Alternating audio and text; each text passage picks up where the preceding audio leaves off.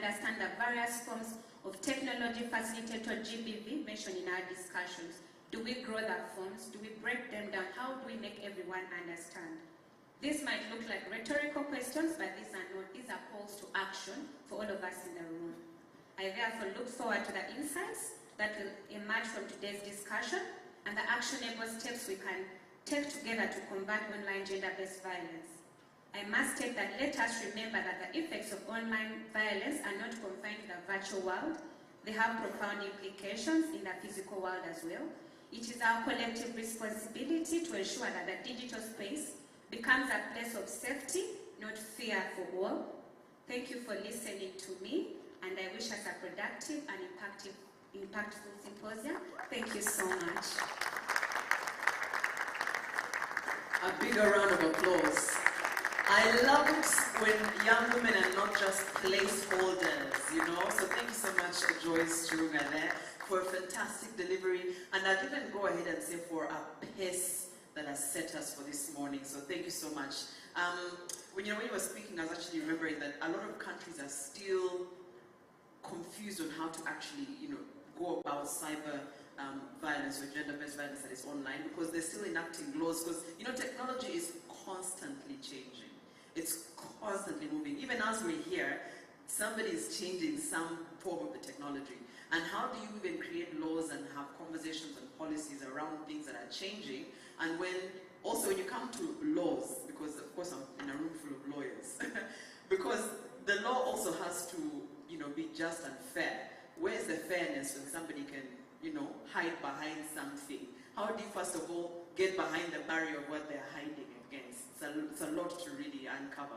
I'd like to welcome, as you mentioned, Joyce, our partner, a key partner for this morning.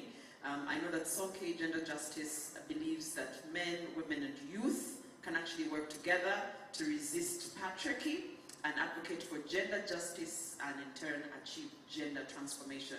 So I'd like to welcome the Executive Director for Sonke Gender Justice, Reverend Bafana Kumalo, to give his remarks. Ugandans.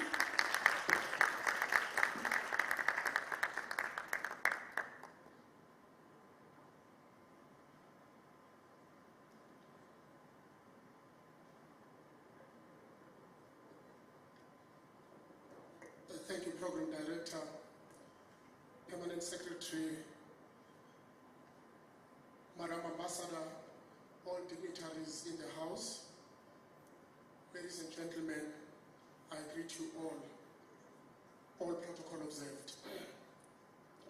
Program Director, I'm fascinated that in Uganda I'm called Mr. Bafana. In South Africa I'm just called Bafana. As you all know, this is a very popular name. I actually bequeathed my legacy to our soccer team. They are named after me. Except that they are disappointing these days. They're not performing as they should. I think they should change their name.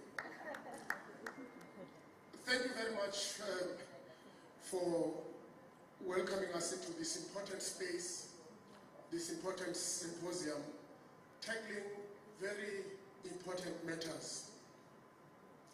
And I thank our partner, FIDA.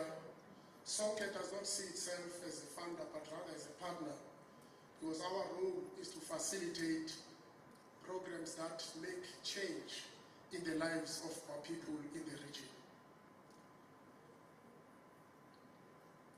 I want to acknowledge and salute the champions of gender justice in Uganda and globally. Some of them are in this room, many of them young. I want to express my deepest gratitude and admiration for your courageous work to end gender-based violence in all its forms in your communities.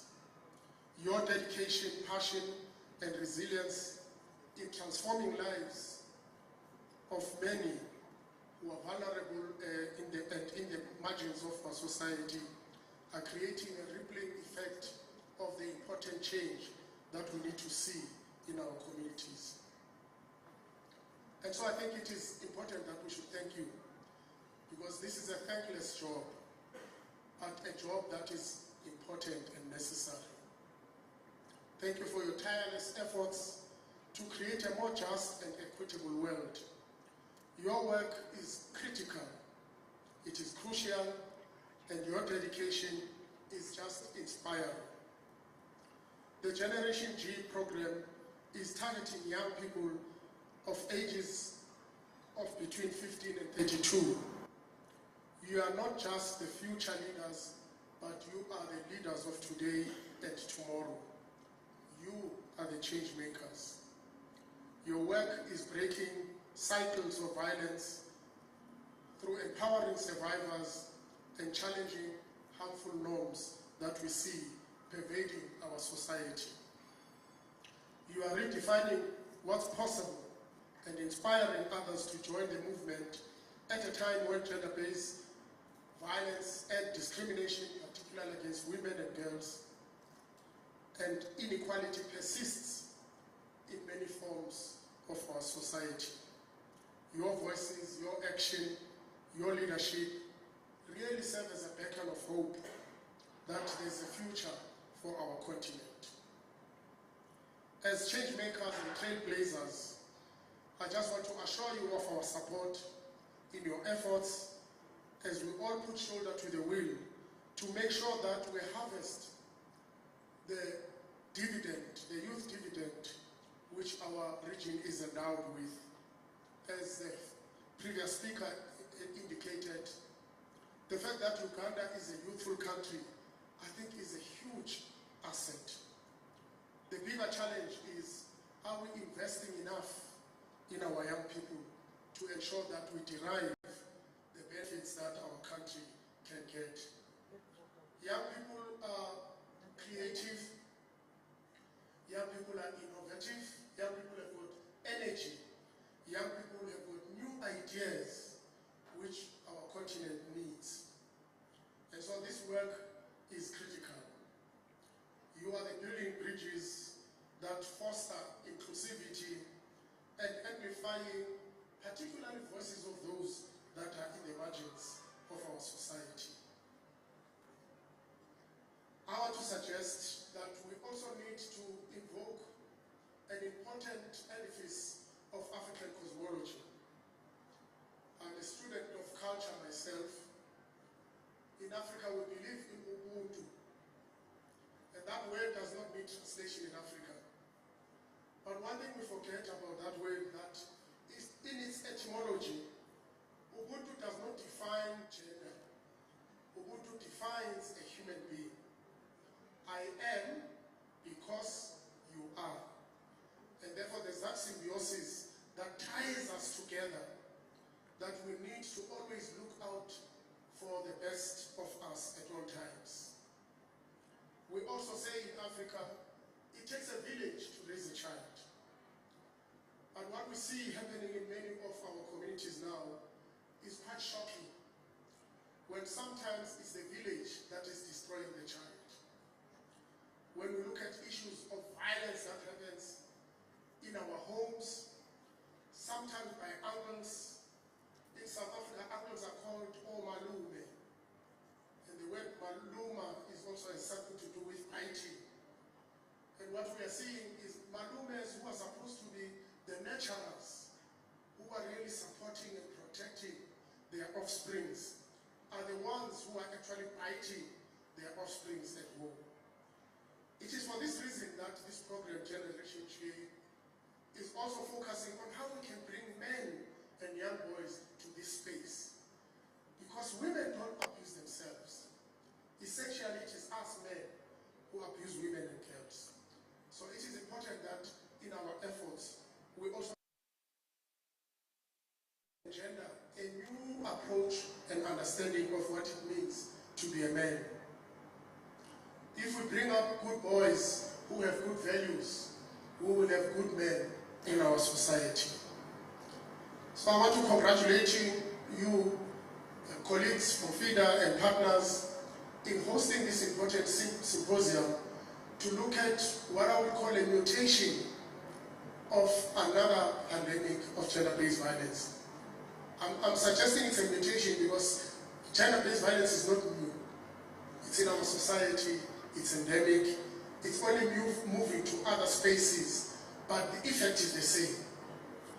And we have a lot, I think, to do in our deliberations today as we look at how do we empower young people to ensure that they use technology, they use creativity to turn the tide against gender-based violence and ensure that we give opportunities to many young people, because we cannot compete with the world if we are not empowering our young people that they can make a contribution globally. The world is a small village. We are endowed in this region with lots of resources, raw materials.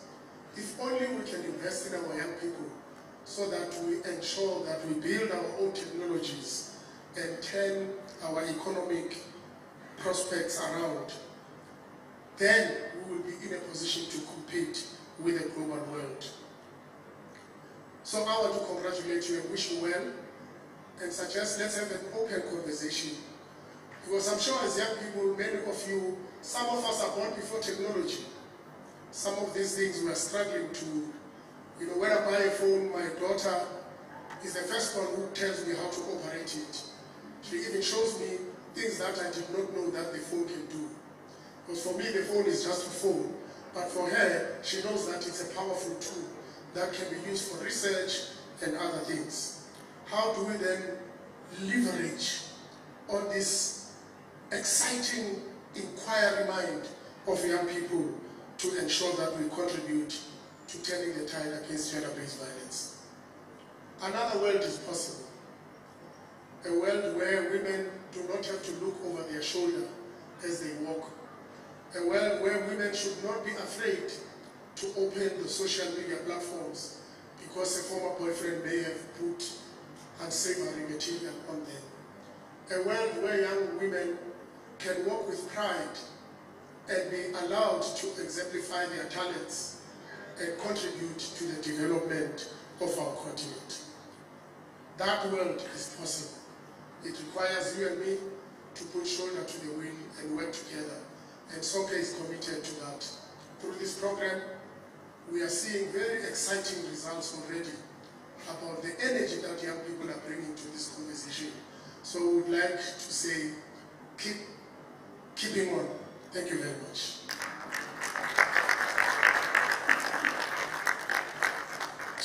Thank you so much. So, Bafana.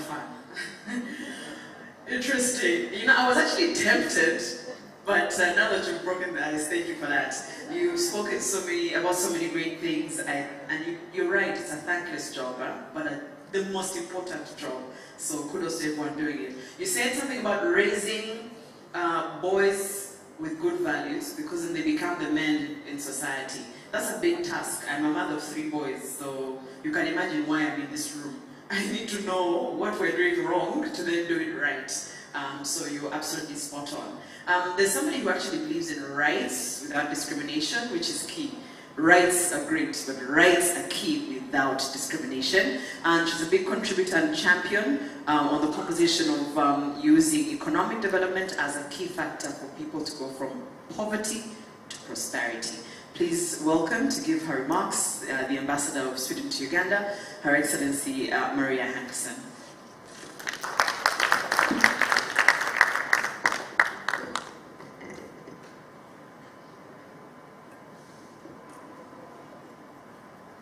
Mr. David Chibenge, Permanent Secretary at the Ministry of Gender, Labour and Social Development, the CEO of FIDA Uganda, Deputy Executive Director for SONKE Gender Justice, dear Excellencies, distinguished guests, colleagues from the Diplomatic Corps, UN family, and most importantly, the vibrant youth of Uganda.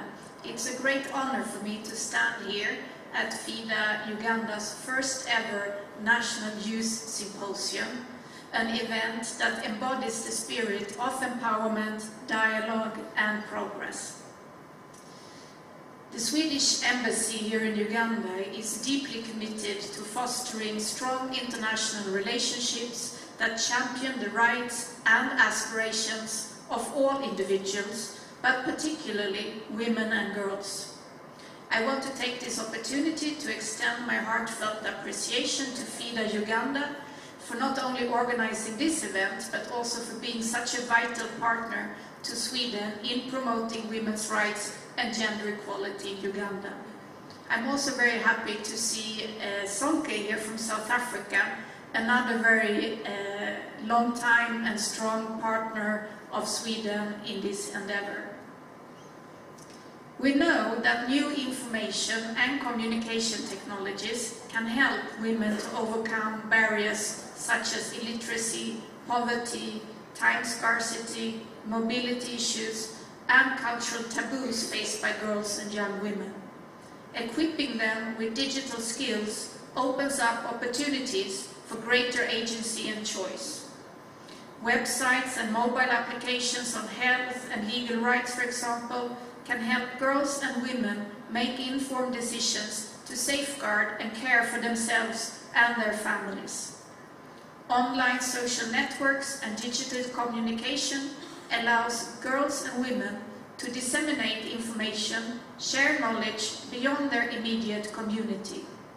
The world becomes smaller and our social networks grow bigger.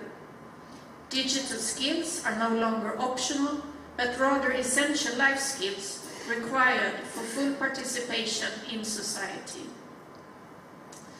But at the same time, however, technology have also been used against women and girls, and the rise of technology-facilitated gender-based violence or online gender-based violence is alarming and with insufficient avenues for response and redress. And the opening remarks from FIDA representative gave us a good list of examples that women unfortunately see in this regard.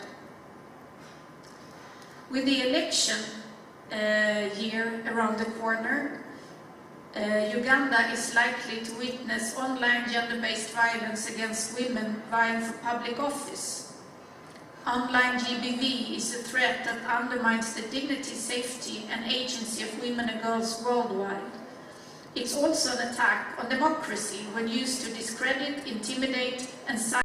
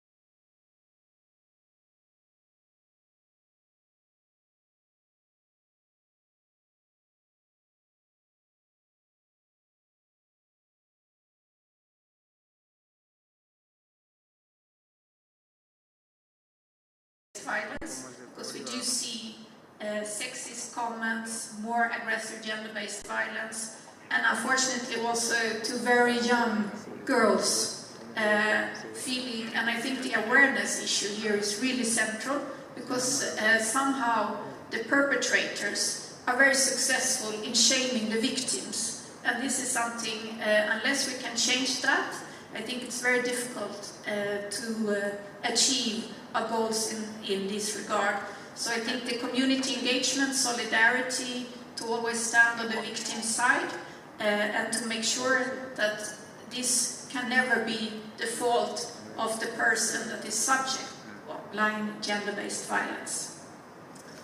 But as we move forward, let us remember that the fight against gender-based violence, whether it's online or offline, cannot solely be a women's issue. It's a human issue. This was very well elaborated also by the previous speaker. It requires the collective effort of governments, communities, organizations and individuals. And by working together, we can create a world where every girl and woman can live free from violence and with the freedom to express her voice.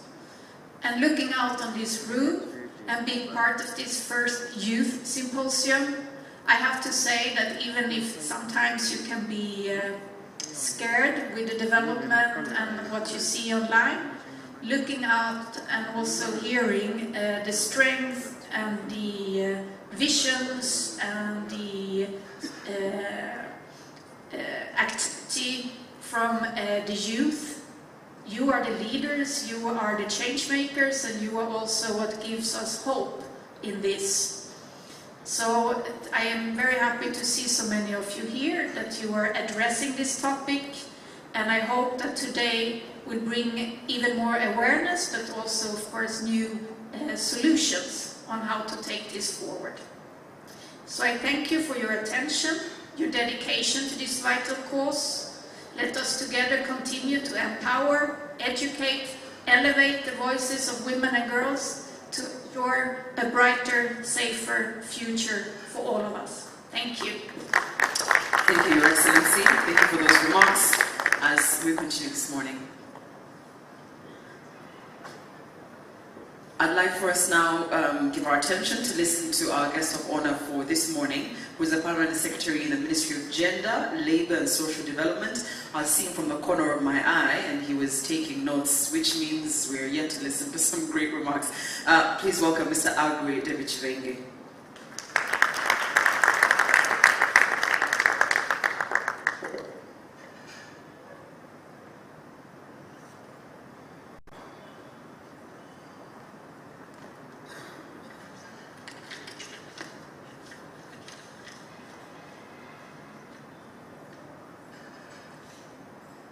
I wasn't actually taking notes. I was just checking that my statement fits within the time allocated. But thank you. Excellency, the Ambassador of Sweden, Maria Akansson, distinguished members of the Diplomatic Corps,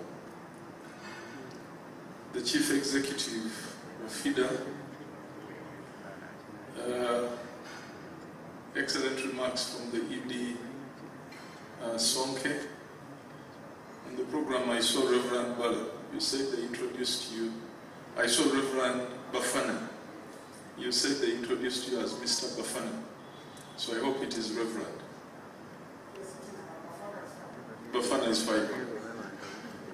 Colleagues, representatives from ministries, departments and agencies, all the other distinguished speakers, panelists, facilitators, and participants, ladies and gentlemen. I've been introduced. My name is Agre David Chibenge. I'm Permanent Secretary at the Ministry of Gender, Labour and Social Development. And I wish to start by thanking the leadership of FIDA for organizing and inviting me to make remarks at this very important symposium. We've interacted with the leadership of FIDA on so many occasions, and I could not resist the invitation because I thought for the good work they are doing, in spite the heavy schedule I have this morning, I felt obliged to come and join you this morning. But most importantly, this event is a testament to our shared commitment to tackling the pressing issues that threaten the safety and well-being of our people. Not only people, but the young people. It further provides us a vital platform for discussing the challenges and opportunities that technology presents in our fight against gender-based violence. I am happy that this symposium is focusing on the youth, because the future, the present, the future, as everybody has said, for our country, for our continent, for the world, belongs to these young people. The African Union Agenda 2063 recognizes young people as key drivers of Africa's transformation and aims to harness their potential to achieve a prosperous, integrated, and peaceful continent. So anything that we do wrong with them or to them has far-reaching implications for us as a people. And as a country, Uganda recognizes the potential of its young people and has placed them at the forefront of our development agenda. You have the power and the responsibility to drive change and to be champions of gender equality, women empowerment, and safety in both the digital and physical spaces. I will not go into the demographics. I think they have been ably shared. But the use of technology, ladies and gentlemen, has revolutionized how we communicate, learn, and engage with the world. However, it has also, as many people have observed, introduced new avenues for harm and abuse, especially against the women, against the girls, men to a lesser extent than the boys. I think it is more the female that are at risk. Technologically facilitated violence includes harassment, stalking, bullying, and the non-consensual sharing of intimate images, among others, which for me are practices that are uncouth, to say the least. It is a violation of human rights and disrespect to the dignity and security of individuals, particularly the women and girls who, as I've said, are disproportionately affected. Ladies and gentlemen, government of Uganda is committed to prevent and respond to gender-based violence in all its forms. And we have put in place strong legal and policy framework to prevent and respond to GBV, to foster a zero-tolerance environment, provide comprehensive response, care and support services to survivors or victims, and as well eliminate impunity and end GBV. In recognition of the fact that GBV affects women and girls more than men and boys, government has an obligation to protect their rights, taking into consideration their unique status and maternal functions in society as provided for under Article 33(3) of our Constitution. Ladies and gentlemen, in line with the above, therefore, there are a number of laws, and I'm sure your discussion will touch these, how appropriate they are, and if there are any gaps, you are going to point these out. But these have been put in place to operationalize provisions of the Constitution that address GBV. the Domestic Violence Act of 2010 and its regulations of 2011, the Prohibition of Female Genital Mutilation Act of 2010 and regulations, the Prevention of Trafficking in Persons Act 2009, the Penal Code Cap 120, Children's Amendment Act of 2016, International Criminal Court Act of 2010, but specifically on online GBV, there are also specific acts of parliament, including the Anti-Pornography Act of 2014, which unfortunately was annulled by the Constitution in 2021, the Computer Misuse Act as amended in 2022, and the Data Protection Act of 2018.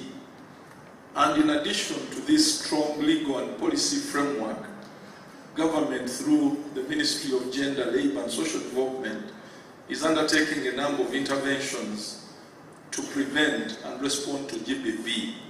And we have been working on this collaboratively with a number of partners, some of whom are represented here.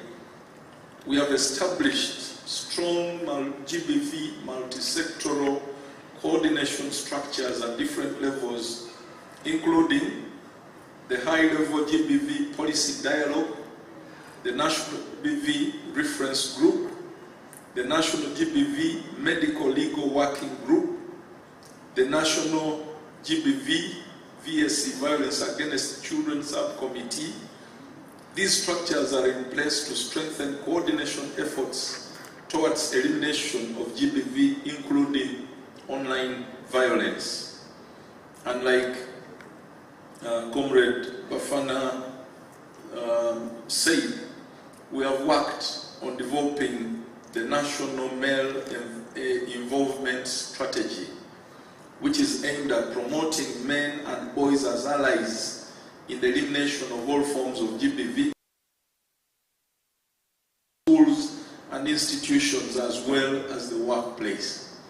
I think the key message here is right from their tender age, the young people should be brought up to respect each other, both the male and female. A lot of work is going on within the schools and the communities. We have developed national guidelines on establishment and management of GBV shelters in Uganda, and 23 shelters are currently fully operational. We have promoted strategic partnerships for GBV prevention and response, as well as training and sensitization of duty bearers on their role in prevention and response.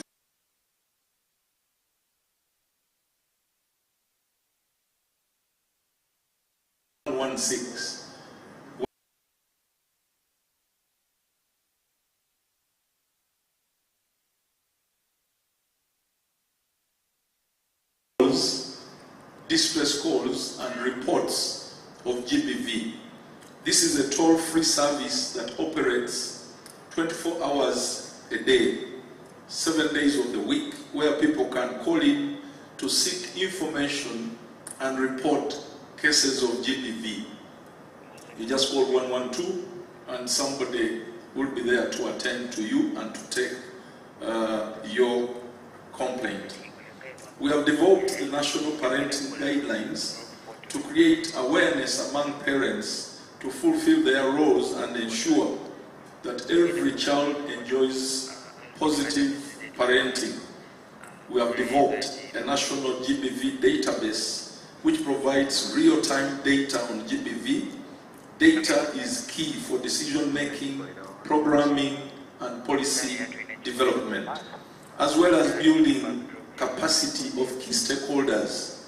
We have worked with the Uganda Police Force, UPDF, Ministry of Health, Education, Judiciary, and the Directorate of Public Prosecution, and facilitated local governments to develop ordinances, bylaws, and pronouncements on GBV, prohibiting domestic violence, child marriages, and forced marriages. We are even working very closely with all the cultural leaders to integrate the fight against GBV within their programs. And community mobilization and awareness raising continues about gender-based violence, female genital mutilation, property inheritance issues, and the national campaign against child abuse.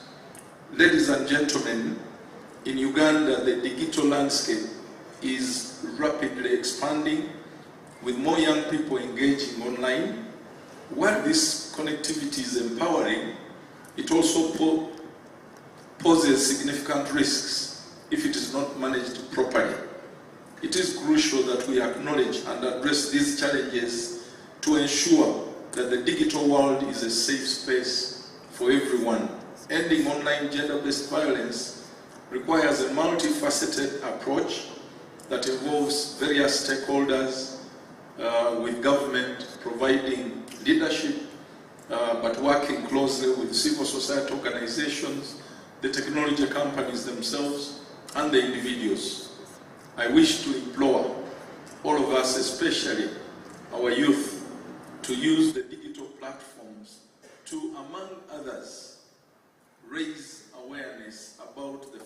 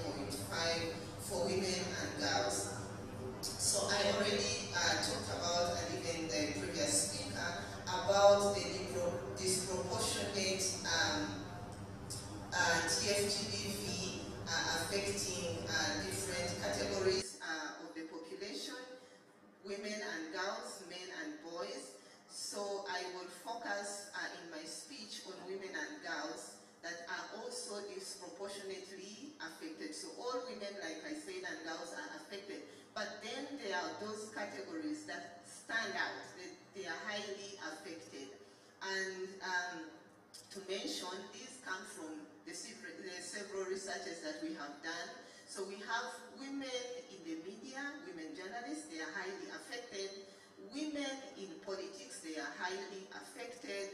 And then women human rights defenders, they are significantly affected.